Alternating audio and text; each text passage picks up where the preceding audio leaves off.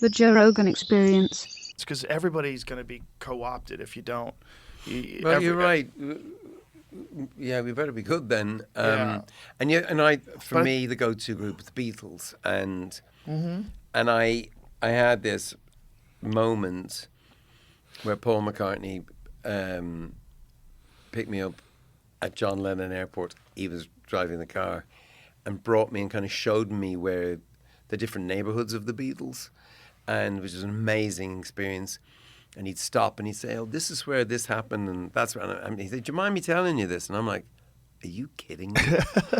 and then he stopped at the traffic lights and he said, "Oh yeah, that's where I had our first real kind of conversation, with me and John."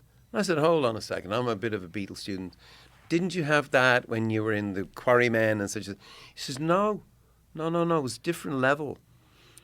He bought a bar of chocolate, and after the war, chocolate was really hard to come by, It was kind of a real luxury.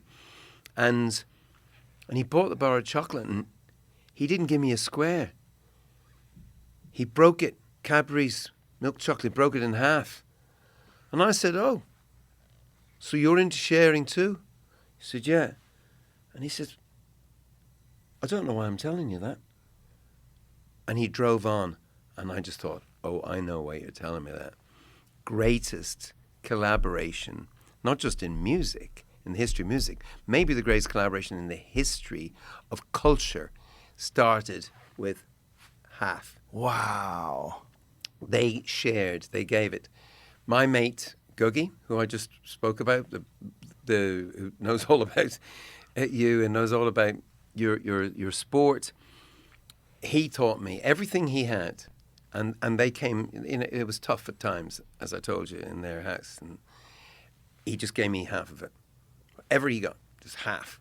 So when we were in U2 and our manager, McGuinness, says, "You should share everything," I was like, "Yeah, I've been sharing everything. I've been sharing everything anyway."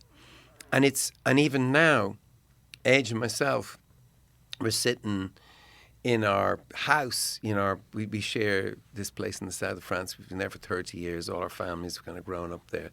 French are too into themselves to bother us, which is really the way we like it. And we sit there and we think the real owners are going to come. Right. You know what I mean?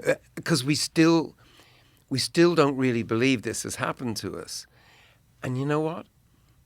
I think that's probably right, because we don't really own this stuff. You get it for a short period and then you hand it on. I think something about the four and the way we share is in the sound of our music. I think is so that too. No. I think you're dead right. I think that when Yeah. and I was just standing there with a little tambourine that Jimmy found, but it's him playing the tambourine, and yeah, there's something, again, there's not much scholarship about this type of stuff that you can read up but on. it resonates, right? But you can feel something. Yeah, I believe it. I think there's something to it. You've made decisions that have sort of affirmed this commitment to a higher goal. It's not a hierarchy of, who's the lead singer, who's this, who's that. It's not who's the big star. It's just we're all together to do this thing. I'm in a band where every member of the band thinks they're the leader. I think that's every band. And that happens in so many bands. I voted for this. Yeah. And it's sort of great.